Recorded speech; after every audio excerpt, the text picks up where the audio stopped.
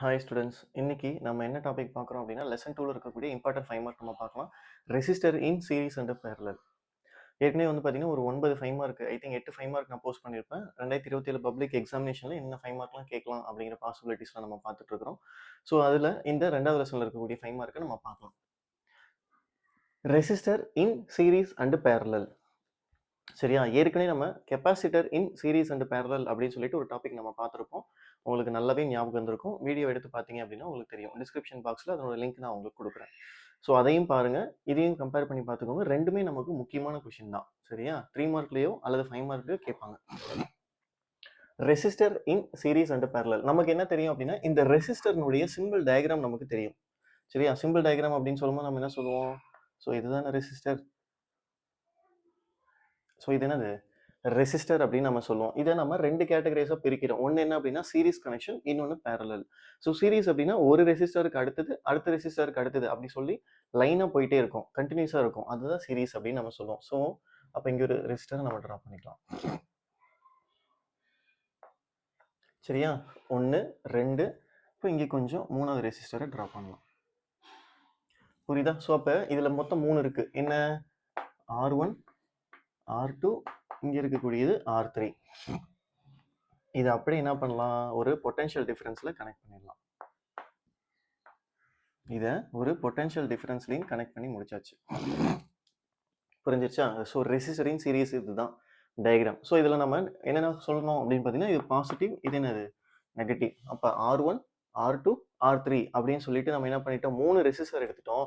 இது வழியாக ட்ராவல் ஆகக்கூடிய வோல்டேஜ் அப்படின்னு பார்த்தீங்கன்னா, ஸோ இந்த R1க்கு போகக்கூடிய வோல்டேஜ் வந்து V1, R2க்கு போகக்கூடிய வோல்டேஜ் வந்து V2, R3க்கு போகக்கூடிய வோல்டேஜ் என்ன அப்படின்னு பார்த்தீங்கன்னா V3. இது எல்லாத்தையும் ஆட் பண்ணிட்டோம் அப்படின்னா நமக்கு என்ன கிடைக்கும்? டோட்டல் வோல்டேஜ் நமக்கு கிடைக்கும்.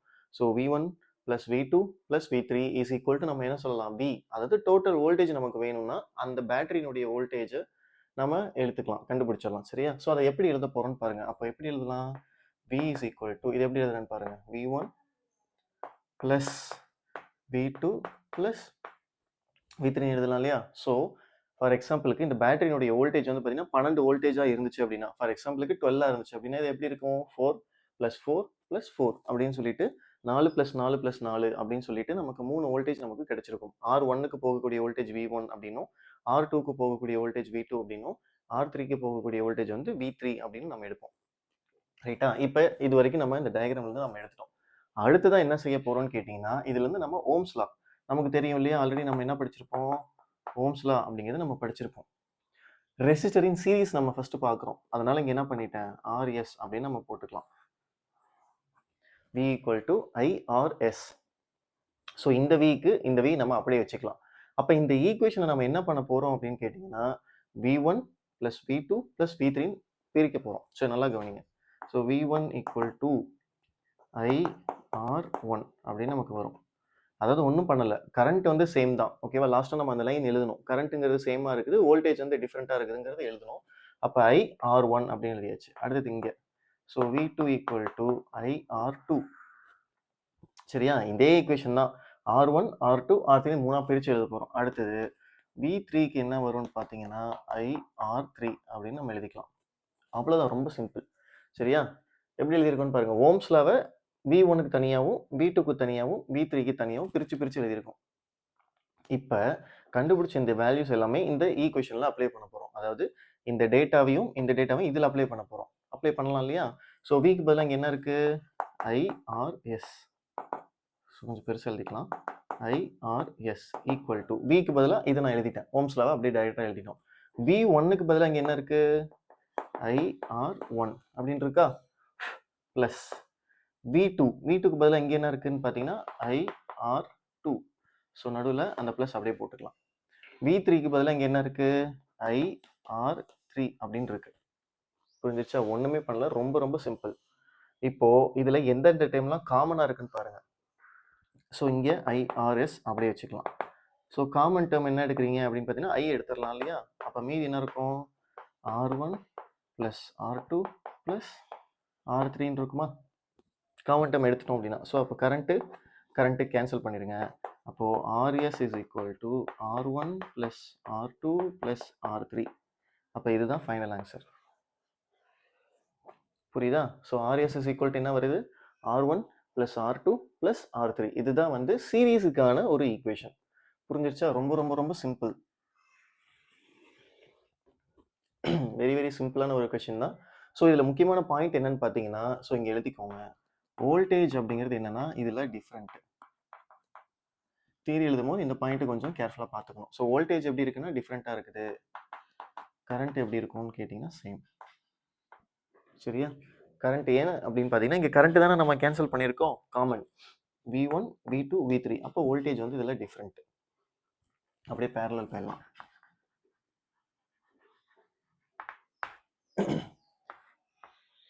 ஸோ பேரலல் கனெக்ஷன் உங்களுக்கு எப்படின்றது தெரியும், ஆல்ரெடி 10th இருக்கும். இப்பயும் நம்ம பார்க்கலாம். அதே போல் இந்த 3 ரெசிஸ்டரை நம்ம எடுத்துக்கலாம்.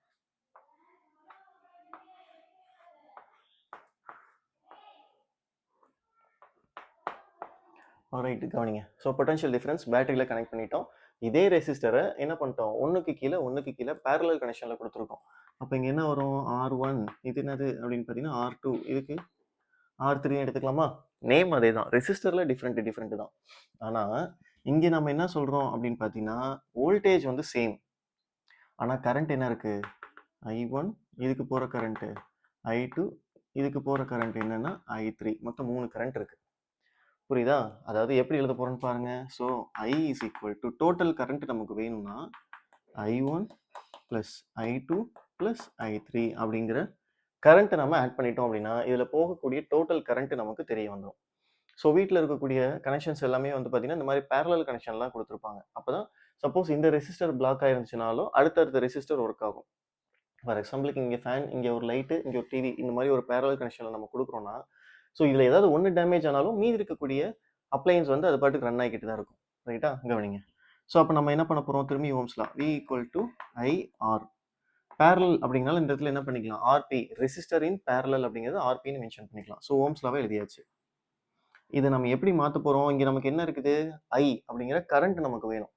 கரண்ட் வேணுங்கிறனால இந்த I அப்படியே வச்சுக்கலாம். இந்த RPயை இந்த பக்கம் எடுத்துகிட்டு வந்துடுங்க, டிவிஷனுக்கு எடுத்து வந்துடலாம் இல்லையா? அப்போ V divided by RP is equal to I. அவ்வளோதான், முடிஞ்சு போச்சு. அப்போ இதுதான் என்னன்னு கேட்டிங்கன்னா ஐனுடைய வேல்யூ. ஐக்கு நம்ம கண்டுபிடிச்சிட்டோம். அப்போ இதே போல் I1, அதே போல் I2, அதே போல் I3க்கு நம்ம கண்டுபிடிக்கணும். அப்போ என்ன எழுதலாம்? I1 equal to, so I1 இதை 1ன்னு போட்டுட்டோம். அப்போ V பை R1 எழுதலாமா? அடுத்தது I2 equal to V divided by R2. என்ன பண்ணியிருக்கோன்னு பாருங்கள், இந்த V எல்லாமே அப்படியே வந்துகிட்டே இருக்கும். ஆனால் இந்த RPக்கு பதிலாக இங்கே R1, RPக்கு பதிலாக R2 அப்படிங்கிறது வருது. அடுத்தது என்ன இருக்குது? I3 ஈக்குவல் டு என்ன சொல்லலாம்? V பை R3 எழுதலாமா? அவ்வளோதான், முடிஞ்சு போச்சு. ஸோ V எல்லாம் பாருங்கள் எப்படி இருக்குது? சேமாக இருக்குது. I1, I2, I3ங்கிறது டிஃப்ரெண்ட்டாக இருக்குது. ஸோ இந்த கண்டுபிடிச்ச வேல்யூ எல்லாமே இதில் அப்ளை பண்ணுங்கள், இதில் போய் ஃபிட் பண்ணுங்கள். அப்போ ஐக்கு பதிலாக இங்கே என்ன இருக்குன்னா V பை RP. என்ன இருக்குது? ஐக்கு பதிலாக V பை RPன்னு இருக்கா? ரைட். இங்கே என்ன இருக்குது? I1க்கு பதிலாக இங்கே என்ன இருக்குது? V பை R1 ப்ளஸ் I2க்கு பதிலாக இங்கே என்ன இருக்குது?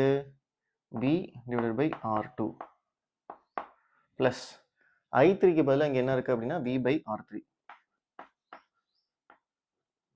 கரெக்டாக முடிஞ்சு போச்சு. ஸோ இதுலேருந்து நம்ம என்ன காமனாக எடுக்கலாம்னு பார்த்தீங்கன்னா வோல்டேஜை நம்ம காமனாக எடுத்துடலாம். அப்போ வோல்டேஜ் காமனாக எடுத்தோம் அப்படின்னா, ஸோ இங்கே எழுதுன இடம் பத்தில் சரியா, வோல்டேஜ் வந்து காமனாக எடுக்க போகிறோம். அப்போ சரி, இங்கே எழுதுறேன், இடம் ஹேண்ட் ரைட்டிங் கொஞ்சம் பார்த்துக்குங்க. V by RP equal to V காமனாக எடுத்துட்டோம் இல்லையா? அப்போ என்ன வரும்? So 1 by R1 plus 1 by R2 plus 1 by R3. அப்போ இங்கே இருக்கிற வோல்டேஜ் அவுட் காமன். அவ்வளோதான். அப்போ மீதி என்ன, ரிமைனிங் டேர்ம் என்ன அப்படின்னா 1 by RP equal to 1 by R1 plus 1 by R2 plus 1 by R3. இதுதான் வந்து பேரலலுக்கான ஃபைனல் ஈக்குவேஷன். புரிஞ்சிருச்சா? இங்கே வோல்டேஜ் டிஃப்ரெண்ட்டுன்னு சொன்னேன், கரண்ட் வந்து சேம்னு சொன்னேன். அப்போ இங்கே என்ன இருக்கும்னு பார்த்தீங்கன்னா கரண்ட் தான் டிஃப்ரெண்ட்டு, அப்படியே மாறி வந்துடும். சரியா? இதெல்லாம் தியரி எழுதும்போது கரெக்டாக நீங்கள் பார்த்துக்கணும். கரண்ட் வந்து டிஃப்ரெண்ட்டு, வோல்டேஜ் வந்து இங்கே என்ன ஆகிடும்? வோல்டேஜ் வந்து சேமாக இருக்கும். பாருங்கள், நம்ம எதை கேன்சல் பண்ணியிருக்கோம்? வோல்டேஜ் காமன் அப்படின்னு கேன்சல் பண்ணோமா? அப்போ வோல்டேஜ் அவுட் ஆகிடும். அப்போ கரண்ட் தான் டிஃப்ரெண்ட். சரியா? ரொம்ப ரொம்ப ரொம்ப முக்கியமான ஒரு 5 மார்க் கொஸ்டின்னு சொல்லலாம். இல்ல தனித்தனியாவும் 3 மார்க்ல கேட்கறதுக்கு பாசிபிலிட்டிஸ் ரொம்ப அதிகம். சீரிஸ் தனியாவும் 3 மார்க்ல கேட்பாங்க. பேரலல் தனியாவும் கேட்பாங்க. இத பேஸ் பண்ண சம்மும் இருக்கும் நமக்கு.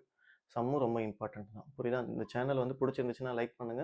உங்களுடைய ஃப்ரெண்ட்ஸுக்கு வந்து ஷேர் பண்ணுங்க. சேனல மறக்காம சப்ஸ்கிரைப் பண்ணிக்கோங்க. அப்பதான் அடுத்தடுத்த வீடியோ உங்களுக்கு நான் போடும்போது வந்துரும். டெய்லி ஒரு 5 மார்க் நான் போஸ்ட் பண்ணிருவேன். 5 மார்க்ஸ் எல்லாம் முடிச்சிட்டோம் அப்படின்னா, அடுத்ததா நம்ம 3 மார்க், 2 மார்க் டாபிக் நம்ம போலாம். கண்டிப்பா அது உங்களுக்கு வீடியோ யூஸ்ஃபுல்லா இருக்கும். Thank you.